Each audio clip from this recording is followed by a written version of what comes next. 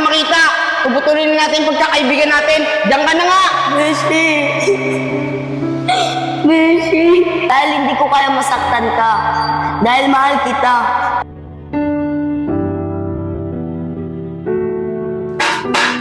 Rolly, ano kaya nangyari doon sa bakla na yon? Siguro, durog na durog ang puso niya. Nalaman na, niloloko ko siya. Oo nga. Ano mo ba yung balita?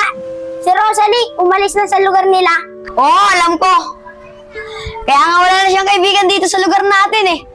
Uy, Rolly, ayun pala siya. Tara, salin natin.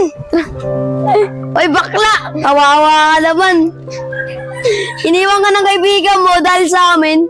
Di ka kasi nag-iisip eh. Oo nga. Uy, bakla! Uy, bakla! Sa mga makatingin ah. Lalaki ah. Di na ako lalaban! Aba, lalaban ka ba?